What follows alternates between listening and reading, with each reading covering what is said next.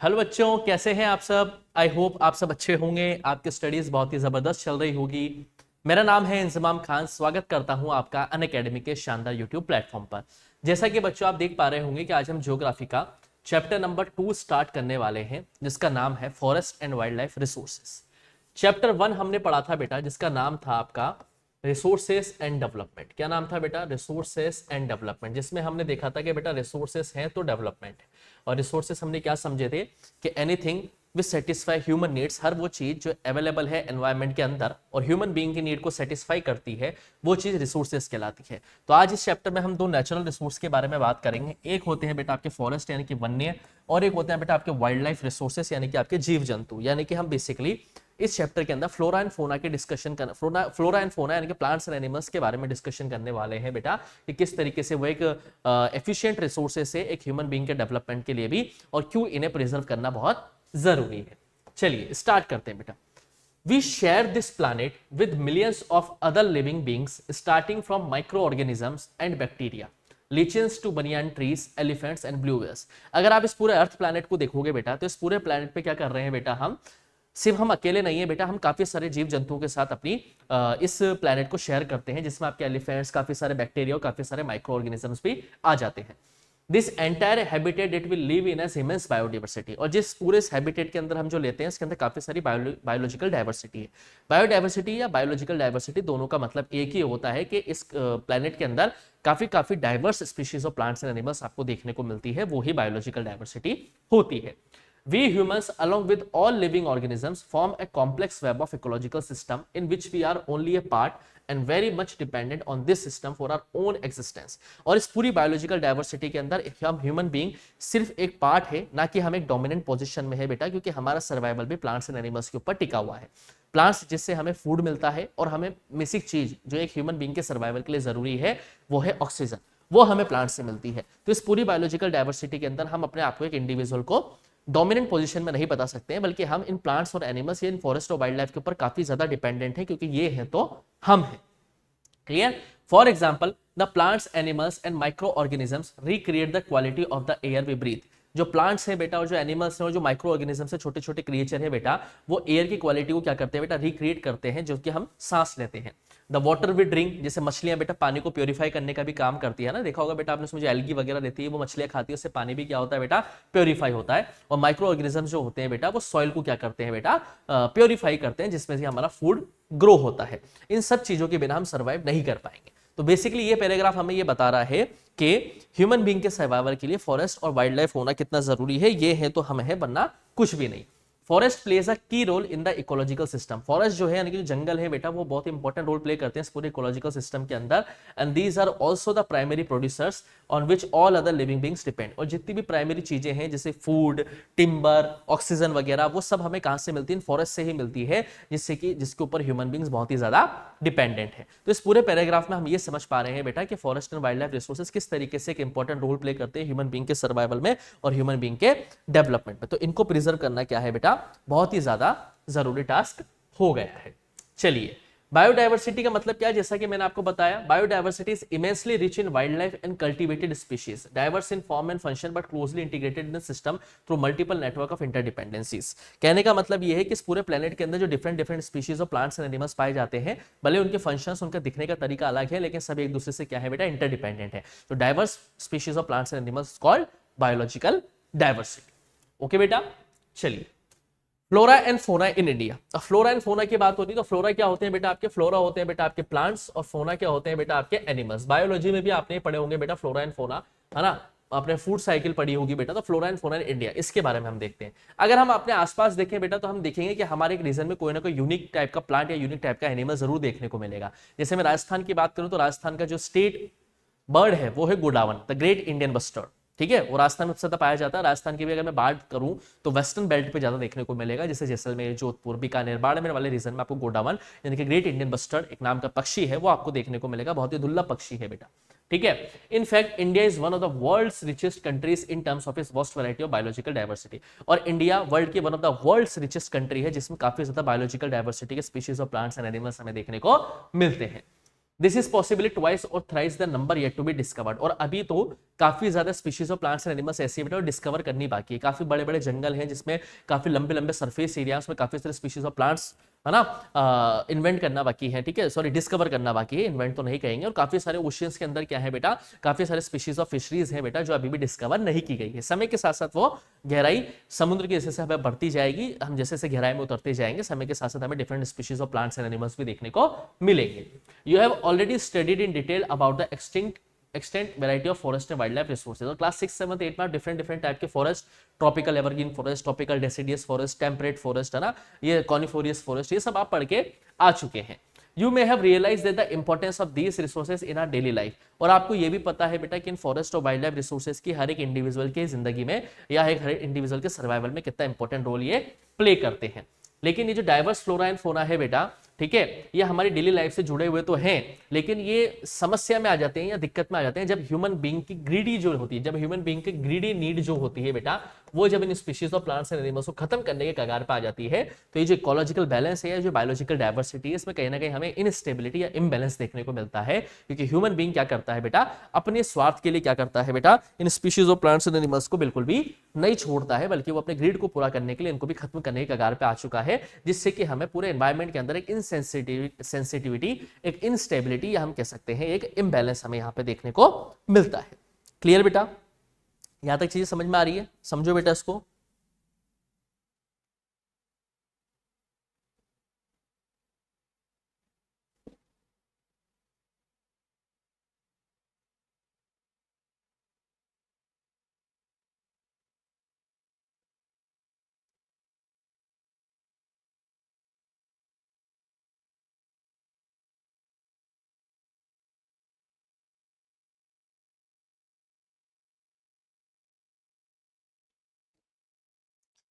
चले बेटा आगे, चलिए आगे देखते हैं। सो इस forest and wildlife resources को कंजर्व करना बहुत जरूरी है बेटा, क्योंकि इसको कंजर्व अगर नहीं किया गया तो जाहिर सी बात है ह्यूमन बीइंग का सर्वाइवल कहीं ना कहीं डेंजर में आ जाएगा। तो कंजर्वेशन करना हमारा नेक्स्ट टॉपिक है बेटा इस चैप्टर का। Conservation in the background of rapid decline in wild life population forestry has become essential. जिस तरीके से वाइल्ड लाइफ की पॉपुलेशन डिक्रीज होती जा रही है और स्पीशीज ऑफ प्लांट्स खत्म होने के कगार पे आ गए हैं, इनका कंजर्वेशन करना बहुत ज्यादा इंपॉर्टेंट हो गया है। लेकिन पहला सवाल ये बनता है, why do we need to conserve our forest? हमें अपने फॉरेस्ट को कंजर्व करना क्यों जरूरी है? ठीक है, पहला क्या है बेटा, एक तो इट मेंटेन्स इकोलॉजिकल बैलेंस। अगर हम इन species of plants and animals को प्रिजर्व करते हैं बेटा, तो उससे क्या होता है बेटा, इकोलॉजिकल बैलेंस बना रहता है। It maintains ecological balance. दूसरा हम क्या पढ़ सकते हैं बेटा, इट सपोर्ट्स लाइफ सिस्टम, क्योंकि हमारी जो जिंदगी है बेटा वो इन फॉरेस्ट और वाइल्ड लाइफ के ऊपर ही डिपेंडेंट है बेटा। इट सपोर्ट्स लाइफ सिस्टम, ठीक है, जिंदगी जो है वो इन प्लांट्स एंड एनिमल्स के ऊपर ही डिपेंडेंट होती है। साथ के साथ जो जेनेटिक डाइवर्सिटी है बेटा species of plants and animals की, उसके बेटर ग्रोथ के लिए हमें क्या करना है बेटा, इसे कंजर्व करना है। यानी कि जेनेटिक स्पीशीज है प्लांट्स एंड एनिमल्स की, आज हम उन्हें प्रिजर्व करेंगे तो कल भविष्य में जाके उनकी ब्रीडिंग के जरिए हम उनकी पॉपुलेशन को क्या कर सकते हैं बेटा, बढ़ा सकते हैं। तो आपसे पूछा जाएगा why do we need to conserve this forest and wildlife resources, तो आपको इसमें 3 पॉइंट लिखने हैं।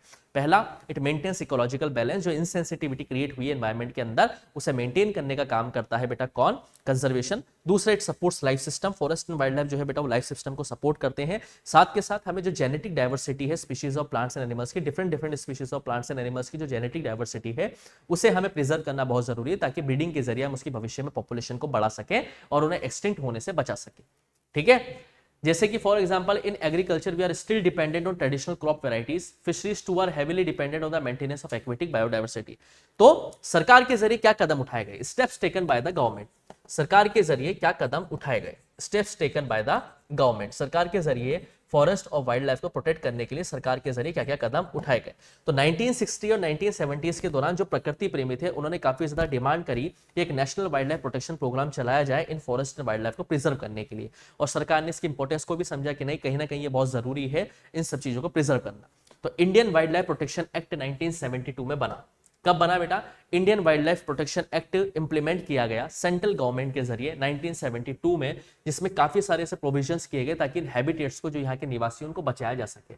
इसके तहत देखिए याद रखना, Indian wildlife protection act कब लागू किया गया बेटा, 1972 में। इस एक्ट के तहत जितनी भी प्रोटेक्टेड स्पीशीज हैं जिन्हें हमें बचाना है, उस लिस्ट को पब्लिश किया गया। ठीक है, मेन बेसिक क्या था बेटा इस प्रोग्राम का, कि जो स्पीशीज है जिनकी संख्या कम रह गई है उन एंडेंजर्ड स्पीशीज को, उनकी घटती हुई पॉपुलेशन को हम क्या कर सके बेटा, बचा सके। देखिए दो तरह की चीजें होती है, एक होती है एक्सटिंक्ट स्पीशीज और एक होती है एंडेंजर्ड स्पीशीज। एक्सटिंक्ट स्पीशीज वो होती है बेटा जो अब लुप्त हो चुकी है, वो स्पीशीज अब हमें देखने को नहीं मिलती है, वो होती है एक्सटिंक्ट स्पीशीज, जिन्हें आप गूगल करके ही देख सकते हो। और एक एंडेंजर्ड स्पीशीज वो स्पीशीज होती है बेटा जिनकी पॉपुलेशन अब बहुत कम रह गई है, अगर इनकी कम पॉपुलेशन को बचाया नहीं गया तो ये स्पीशीज भी क्या हो जाएंगे, लुप्त हो जाएंगे, यानी कि एक्सटिंक्ट हो जाएंगे। तो इस प्रोग्राम का मेन टास्क ये था कि जो स्पीशीज एंडेंजर्ड है उनको क्या किया जाए, प्रोटेक्ट किया जाए। तो सर कैसे प्रोटेक्ट करेंगे, वाइल्ड लाइफ प्रोटेक्शन एक्ट के तहत इनकी हंटिंग पे बैन लगाया जाए, जो शिकार किया जाता है बेटा उसकी हंटिंग पे बैन लगाया जाए।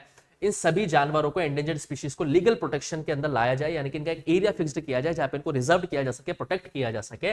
और साथ के साथ जो इनका इलीगल ट्रेड हुआ करता था, इनकी हड्डियों से बेटा काफी सारी मेडिसिन बनती है, इनकी खाल से काफी सारी जैकेट्स, जूते वगैरह बनते हैं। आपने सुना होगा एलिगेटर जैकेट्स, जो जूते होते हैं, जो एलिगेटर शूज होते हैं, तो इनकी खाल का भी लीगल ट्रेडिंग की जाती थी बेटा, इनकी हड्डियों की लीगल ट्रेडिंग करी जाती थी, इनको मारा जाता था इनकी खाल के लिए, इनकी स्किन के लिए, इनकी हड्डियों के लिए, क्योंकि हड्डियों से काफी सारी मेडिसिन बनती थी। तो ट्रेड को भी लीगल घोषित किया, हंटिंग पे बैन लगाया, और साथ के साथ इन एंडेंजर्ड स्पीशीज को लीगल प्रोटेक्शन भी प्रोवाइड करवाई गई सरकार के जरिए। ठीक है, और सरकार के जरिए काफी सेंट्रल लेवल पे भी और स्टेट गवर्नमेंट पे भी काफी सारे नेशनल पार्क्स और वाइल्ड लाइफ सेंचुरी सेटअप की गई, ताकि इन एंडेंजर्ड स्पीशीज को एक्सटिंक्ट होने से बचाया जा सके। अब ये नेशनल पार्क्स और वाइल्ड लाइफ सेंचुरीज क्या होती है बेटा, तो नेशनल पार्क बेटा सेंट्रल गवर्नमेंट के अंडर में आते हैं, और नेशनल पार्क के अंदर टूरिस्ट को घूमने की परमिशन होती है। लेकिन जो वाइल्ड लाइफ सेंचुरीज होती है बेटा, wild life sanctuary state government के अंडर में आते हैं, और इसके अंदर टूरिस्ट को घूमने की परमिशन नहीं होती है। ये बेसिकली एक लीगल प्रोटेक्टेड एरिया होता है, जो कि जानवरों के कंजर्वेशन के लिए सरकार के जरिए सेटअप किया जाता है। याद रखना, नेशनल पार्क के अंदर टूरिस्ट को घूमने की परमिशन होती है, वो सेंट्रल गवर्नमेंट के अधीन आते हैं, लेकिन जो वाइल्ड लाइफ सेंचुरीज होती है वो स्टेट गवर्नमेंट के अंडर में आती है बेटा, और इसके अंदर टूरिस्ट को घूमने की परमिशन नहीं होती है। क्लियर बेटा? और ऐसे कौन कौन से स्पीशीज है सर जो एंडेंजर्ड है और जो एक्सटिंक्ट होने की कगार पे आ गई है, तो बेटा टाइगर, जैसा कि आपको पता है, बाघ है ना, रणथंभौर में आपको देखने को मिलेगा। द वन हॉर्न राइनोसोरस, एक सींग वाला rhinoceros. The Kashmir Stag, Stag क्या होता है बेटा, डियर की प्रजाति होती है ना, स्पीशीज ऑफ डियर, हिरण की प्रजाति है बेटा कश्मीर स्टैग, जिसे हंगुल के नाम से भी जाना जाता है, स्पीशीज ऑफ डियर। ठीक है, हिरण की प्रजाति कश्मीर स्टैग, जिसे कश्मीर की लैंग्वेज में हंगुल कहा जाता है। तीन टाइप्स ऑफ क्रोकोडाइल है बेटा, जैसे कि एक फ्रेश वाटर क्रोकोडाइल, मीठे पानी का मगरमच्छ, एक सॉल्ट वाटर क्रोकोडाइल, खारे पानी का मगरमच्छ, और एक घड़ियाल। घड़ियाल जैसे कि हमारे यहाँ पे राजस्थान की अगर मैं कोटा की बात करूं तो यहाँ पे घड़ियाल सेंचुरी भी है बेटा। ठीक है, घड़ियालों को प्रोटेक्ट करने के लिए बनाई गई है। एशियाटिक लॉयन है ना, और अदर्स, और कुछ है ना, इंडियन एलिफेंट हो गया, ब्लैक बक हो गया, चिंकारा है ना, जिसका केस चल रहा है सलमान खान के ऊपर बेटा। The great Indian bustard, godown जिसकी मैंने बात की, जो राजस्थान में पाया जाता है। एंड द स्नो लेपर्ड, ये सारे स्नो लेपर्ड जो बर्फ में पाने जाने वाला तेंदुआ होता है। ये सारी की सारी स्पीशीज क्या है बेटा, एंडेंजर्ड स्पीशीज है, जिनकी पॉपुलेशन को अगर बचाया नहीं गया तो ये क्या हो जाएंगे, एक्सटिंक्ट हो जाएंगी। तो इनको बचाने के लिए सरकार के जरिए काफी ज्यादा प्रोजेक्ट चलाए गए। ठीक है, क्योंकि ये क्या है, एंडेंजर्ड स्पीशीज है। तो Indian wildlife protection act चलाने के पीछे का उद्देश्य यही था। ये देखिए, tribals girls using bamboo saplings in nursery at Mukhali near Silent Valley, tribal women selling minor forest produce, leaf litter collection by women folk. समझ पा रहे हैं बेटा आप? तो ये वो चीजें हैं। ठीक है, चलिए, तो सरकार के जरिए एंडेंजर्ड स्पीशीज को बचाने के लिए काफी सारे प्रोजेक्ट्स चलाए गए। अब हम सभी प्रोजेक्ट्स के बारे में नहीं पढ़ेंगे, हालांकि वन हॉर्न राइनोसोरस को बचाने के लिए भी प्रोजेक्ट चलाया गया। ठीक है, और क्या होता है बेटा, वन हॉर्न राइनोसोरस को बचाने के लिए प्रोजेक्ट चलाया गया बेटा, टाइगर को बचाने के लिए प्रोजेक्ट चलाया गया बेटा, ब्लैक बक चिंकार को बचाने के लिए प्रोजेक्ट चलाए गए है ना, ग्रेट इंडियन बस्टर्ड राजस्थान में है ना, घोड़ावन को बचाने के लिए प्रोजेक्ट चलाए गए। लेकिन हम एक इंपॉर्टेंट प्रोजेक्ट के बारे में बात करेंगे जिसका नाम क्या है बेटा, प्रोजेक्ट टाइगर। टाइगर और लायन में डिफरेंस होता है, और इंडिया एकमात्र ऐसी कंट्री है जहां पर टाइगर और लायन दोनों देखने को मिलेंगे। टाइगर आपको राजस्थान में बहुत सारी जगह देखने को मिल जाएंगे, अलवर में मिल जाएंगे, अलवर में सरिस्का टाइगर रिजर्व है, अभी ट्रेंडिंग में भी है वो मुद्दा बेटा, क्योंकि वहां पे काफी सारे बाहुबली लोगों ने फर्जी जमीनों पर, वन विभाग की जमीनों पर होटल्स बना लिए हैं, क्योंकि अब टूरिस्ट आते हैं ना बाघ वगैरह देखने के लिए, टाइगर्स वगैरह देखने के लिए। और लायंस आपको गुजरात में गिर है ना, गिर गुजरात, गिर एक गाय भी आती है बेटा ना, सो घी बहुत शानदार होता है, लो कोलेस्ट्रॉल का घी होता है बेटा, 2500 रुपए लीटर का आता है वो घी। जो आप नॉर्मल घी खाते हो बेटा गाय का, वो 800-900 रुपए का आ जाता है। लेकिन गिर गाय का जो घी है, गिर एक स्पीशीज है बेटा गाय की, है ना, गिर जो स्पीशीज है गाय की बेटा, इसका जो घी होता है वो 2500-3000 रुपए लीटर का आता है। बहुत ही शानदार और बहुत ही हेल्दी घी होता है बेटा। इसका कलर भी थोड़ा सा एक अलग होता है, हालांकि मुझे कलर ब्रांडनेस है, लेकिन थोड़ा सा इसका कलर अलग होता है। ठीक है, देखा हुआ है मैंने, खाया हुआ भी है, लेकिन बहुत महंगा पड़ता है, इसलिए अपन ज्यादा नहीं खाते हैं इसको, ठीक है। तो प्रोजेक्ट टाइगर हम समझेंगे बेटा, इंडिया की ऐसी मात्र कंट्री है जहाँ पे टाइगर और लायन आपको दोनों देखने को मिलेंगे, और इसलिए फॉरेन टूरिस्ट काफी ज्यादा इंडिया में भी आते हैं, क्योंकि यहाँ पे रणथंबोर नेशनल पार्क है, सरिस्का टाइगर सेंचुरी है, ठीक है, मुकुंदरा हिल्स है ना, रामगढ़ विषधारी है, मुकुंदरा हिल्स तो कोटा में ही है, रामगढ़ विषधारी बूंदी में है, टाइगर रिजर्व है, ठीक है, और सरिस्का टाइगर रिजर्व है जो कि अलवर में है, अलवर डिस्ट्रिक्ट में है, भानगढ़ फोर्ट जहाँ का है, जहाँ का भूतिया किला जिसे हम कहते हैं, है ना, भानगढ़ फोर्ट है एक भूतिया किला, ऐसा कहा जाता है कि वहाँ पे भूतों का निवास होता है, 5 बजे बाद वहाँ पे एंट्री भी बंद कर दी जाती है। हालांकि मैं घूम के आ चुका हूँ 2 बार, लेकिन ठीक है, आर्कियोलॉजिकल सर्वे के जरिए वहाँ पे लिखा गया है कि आप 5 बजे बाद वहाँ नहीं जा सकते, वहाँ पे भी अलग अलग कहानियां हैं अपनी, और साथ के साथ है ना, और साथ के साथ रणथंबोर नेशनल पार्क भी है जहाँ पे आपको काफी सारे टाइगर्स देखने को मिल जाएंगे। तो काफी सारे फॉरेन टूरिस्ट आते भी हैं राजस्थान के अंदर टाइगर्स और लायंस को देखने के लिए भी, और लायंस देखने के लिए गुजरात जाते हैं। गुजरात में आपको काफी ज्यादा मात्रा में लायंस देखने को मिलेंगे। क्लियर बेटा?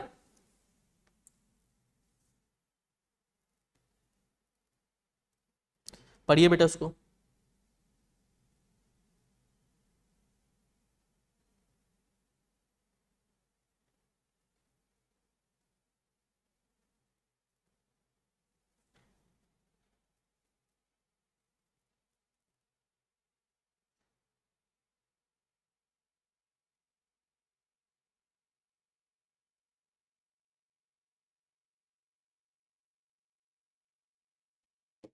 चलिए प्रोजेक्ट टाइगर हम समझते हैं।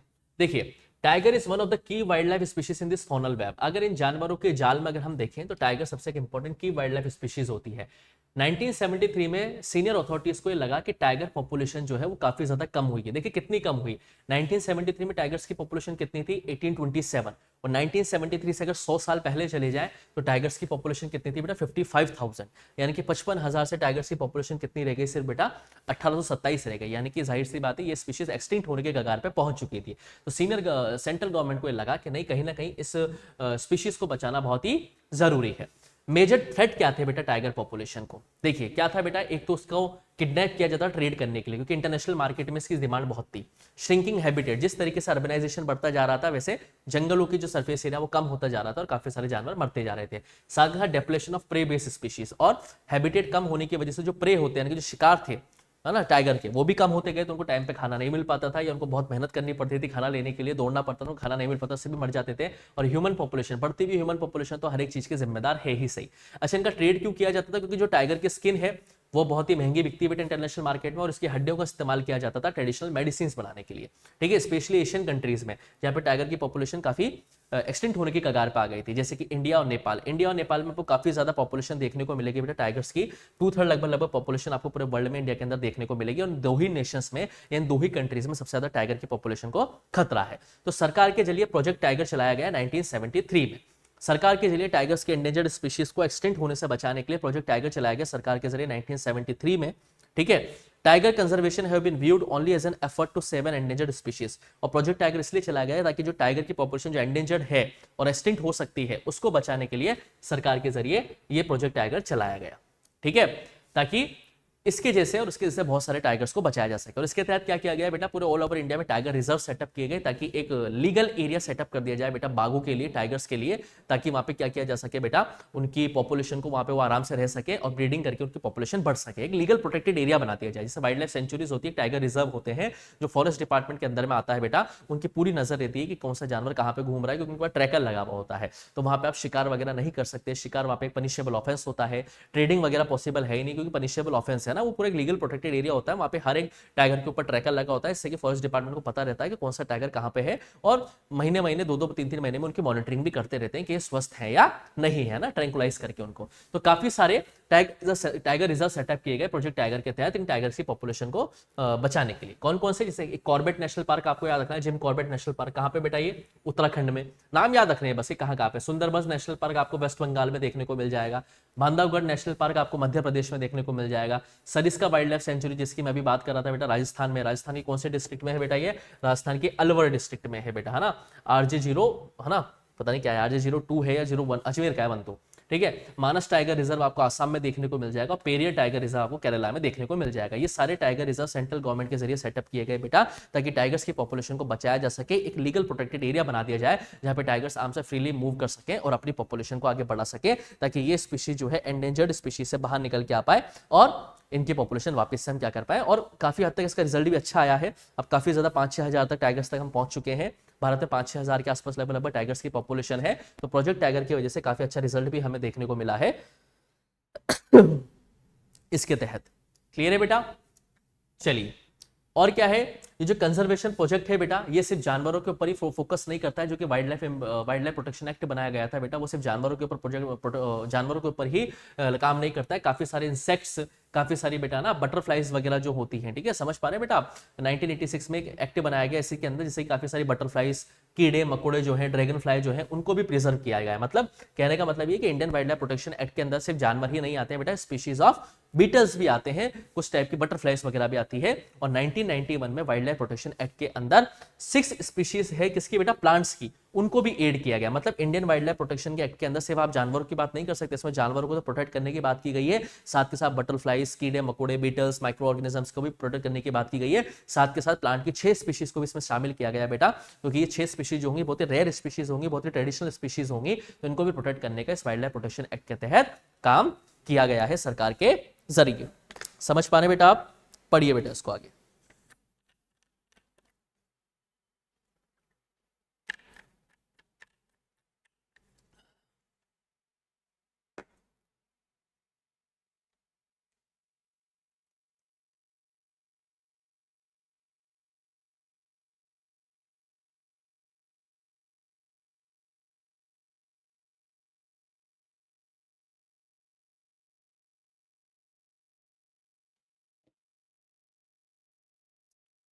क्लियर है बेटा?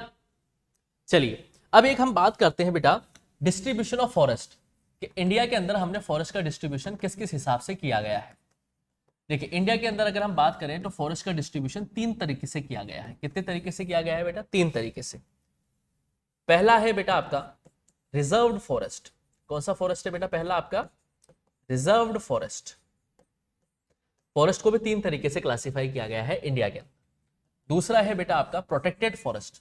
कौन सा फॉरेस्ट है बेटा? दूसरा आपका प्रोटेक्टेड फॉरेस्ट,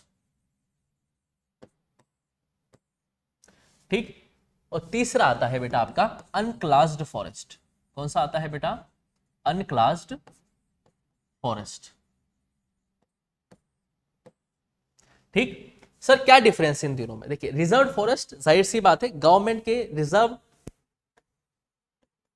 गवर्नमेंट इसे रिजर्व करती है। अब इसमें देखना है बेटा आपको क्या चीजें हैं। रिजर्व फॉरेस्ट वो फॉरेस्ट होते हैं बेटा जो गवर्नमेंट के डायरेक्ट कंट्रोल में आते हैं बेटा। इसके अंदर किसी भी इंसान को या ह्यूमन बीइंग को इंटरफेयर करने की परमिशन नहीं होती है। यानी कि रिजर्व फॉरेस्ट वो फॉरेस्ट होते हैं बेटा जो कि ह्यूमन बीइंग इसके अंदर एंटर नहीं कर सकते हैं। और यहाँ पे जो सरकार, हालांकि सरकार यहाँ से टिम्बर का इस्तेमाल तो करती है, लेकिन जो टिम्बर का इस्तेमाल होता है वो मिनिमम यूटिलाइजेशन होता है। इस तरीके से यूटिलाइजेशन करती है सरकार बेटा कि रिजर्व फॉरेस्ट को ज्यादा नुकसान ना पहुंचे। तो रिजर्व फॉरेस्ट वो फॉरेस्ट होते हैं बेटा डायरेक्टली गवर्नमेंट के कंट्रोल में आते हैं। इसमें लोकल अथॉरिटीज नहीं जा सकती, यानी कि लोकल पॉपुलेशन को भी या नॉर्मल पॉपुलेशन को भी जाने के लिए इसमें क्या लगा हुआ है बेटा? बैन लगा हुआ है। सरकार इसमें टिम्बर का इस्तेमाल तो करती है, लेकिन टिम्बर का सरकार मिनिमम लेवल पे इस्तेमाल करती है बेटा, ठीक है। मिनिमम लेवल पे सरकार इसका क्या करती है बेटा? इस्तेमाल करती है। क्लियर बेटा? प्रोटेक्टेड फॉरेस्ट क्या होते हैं? प्रोटेक्टेड फॉरेस्ट होते हैं बेटा वो फॉरेस्ट जिसमें आते, ये भी सरकार के कंट्रोल में ही है, लेकिन इसमें लोकल अथॉरिटीज यानी कि जो लोकल ट्राइबल्स हैं, जो वहां के रहने वाले हैं, जैसे जहां पे प्रोटेक्टेड फॉरेस्ट आते हैं वहां पे जो लोकल ट्राइबल्स से रहने वाले हैं उनको जाने की अनुमति तो होती है, लेकिन सिर्फ ये वो लेकिन ये इस फॉरेस्ट से सिर्फ क्या ले सकते हैं? Fruits and vegetables. यानी कि सिर्फ ये उन चीजों का इस्तेमाल कर सकते हैं इन फॉरेस्ट से जो दोबारा ग्रो हो जाएगी, यानी कि ये लकड़ी नहीं काट के लेके जा सकते। इसके अंदर लकड़ी काटी तो जाती है सरकार के जरिए, लेकिन सरकार उसको मिनिमम लेवल पे उसको इस्तेमाल करती है ताकि ये प्रोटेक्टेड रहे, रिजर्व रहे, सॉरी। और ये भी गवर्नमेंट के अंडर में आते हैं, लेकिन इसमें लोकल ट्राइबल्स को जाने की अनुमति होती है जो वहां से बिलोंग करते हैं, लेकिन वो सिर्फ फ्रूट्स एंड वेजिटेबल्स का वहां से कंज्यूम कर सकते हैं बेटा, वो लकड़ी काटने की उनको अनुमति नहीं होती है। और अनक्लास फॉरेस्ट क्या होते हैं बेटा? अनक्लास फॉरेस्ट जनरली उन जगहों पे पाए जाते हैं जहां पे ट्राइबल्स एरिया ज्यादा रहते हैं, और ये जो फॉरेस्ट होते हैं बेटा बेसिकली ट्राइबल्स के कंट्रोल में ज्यादा आते हैं। बेसिकली जो फॉरेस्ट होते हैं बेटा, इन पे डायरेक्टली कंट्रोल ट्राइबल्स का होता है। हालांकि गवर्नमेंट का इसमें इंटरफेयर रहता है, लेकिन गवर्नमेंट भी कहीं ना कहीं जानती है कि ट्राइबल्स को ज्यादा पता रहता है बेटा इन जंगलों के बारे में, तो ट्राइबल्स को ही वो इन अनक्लास फॉरेस्ट को संभालने का मौका देती है। अभी हम आगे पढ़ेंगे कम्युनिटी किस तरीके से एक इंपॉर्टेंट रोल प्ले करती है बेटा, है ना, जंगलों का कंजर्वेशन करने के लिए। तो रिजर्व फॉरेस्ट सरकार के अंडर में आते हैं, लेकिन इसमें लोकल पॉपुलेशन को जाने की अनुमति नहीं है। प्रोटेक्टेड फॉरेस्ट ये भी सरकार के अंडर में आते हैं, लेकिन लोकल ट्राइबल्स को जाने की इसमें अनुमति होती है, लेकिन वो सिर्फ फ्रूट्स एंड वेजिटेबल्स कैसे कंज्यूम कर सकते हैं, टिम्बर काट के नहीं लेके जा सकते। और अनक्लास्ड फॉरेस्ट पे पूरा कंट्रोल होता है ट्राइबल्स का। हालांकि गवर्नमेंट ऑफिशियल्स की इसमें दखलंदाजी रहती है, लेकिन इसमें ज्यादा रूल्स एंड रेगुलेशन जो होते हैं वो ट्राइबल्स के हिसाब से जो है क्या किए जाते हैं बेटा, इंप्लीमेंट किए जाते हैं।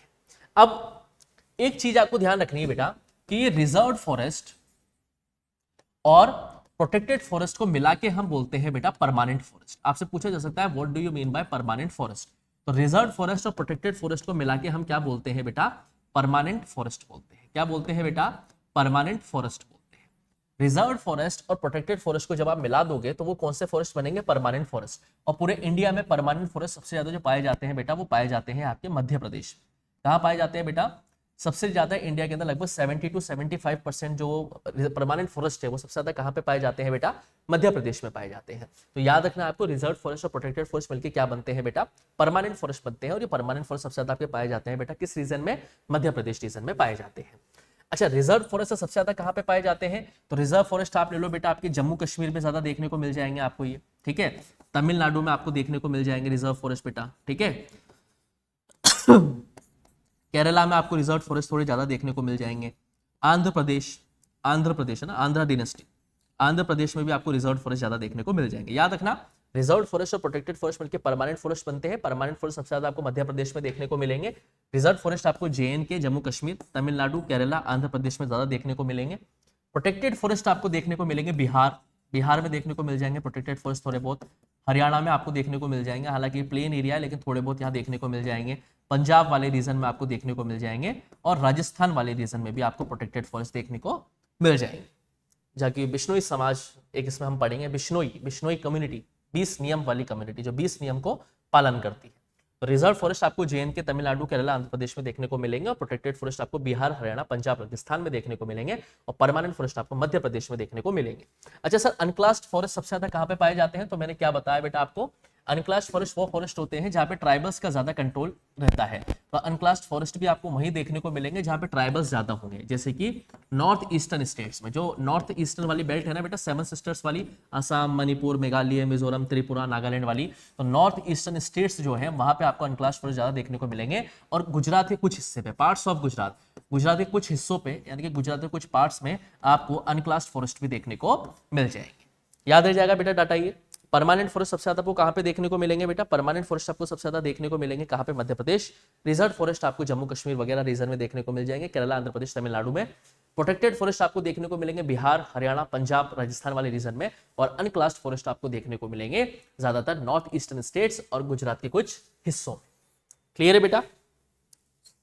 ये आज हमारा फर्स्ट लेक्चर होता है forest and wildlife resources का। नेक्स्ट लेक्चर में हम कम्युनिटी एंड कंजर्वेशन के बारे में पढ़ेंगे, किस तरीके से कम्युनिटी एक इंपॉर्टेंट रोल प्ले करती है बेटा फॉरेस्ट एंड वाइल्ड लाइफ को कंजर्व करने के लिए। कम्युनिटी किस तरीके से एक इंपॉर्टेंट रोल प्ले करती है बेटा, और उसी लेक्चर में हम 20 इंपॉर्टेंट क्वेश्चंस और एनसीईआरटी क्वेश्चंस को भी डिस्कस कर लेंगे। तो एक लेक्चर इसका और लगेगा बेटा, और उस लेक्चर के साथ बेटा हमारा ये जो चैप्टर है ये क्या हो जाएगा बेटा, कंप्लीट हो जाएगा। तो लेक्चर नंबर 2 में हम community and conservation last topic पढ़ेंगे बेटा, किस तरीके से कम्युनिटी एक इंपॉर्टेंट रोल प्ले करती है जंगलों को कंजर्व करने के लिए, और इसके एनसीईआरटी क्वेश्चंस को हम डिस्कस करेंगे, और साथ के साथ हम 20 इंपॉर्टेंट क्वेश्चंस को भी डिस्कशन कर लेंगे। तो आज हमारा ये लेक्चर ये मैं यही एंड करता हूं। आपको शांति से नोट्स बनाने हैं बेटा, साथ के साथ पढ़ता चलना है। जल्दी ही मिलूंगा आपके साथ में नेक्स्ट लेक्चर में, तब तक के लिए आप लोग पढ़ते रहिए, मस्त रहिए। Thank you, bye bye.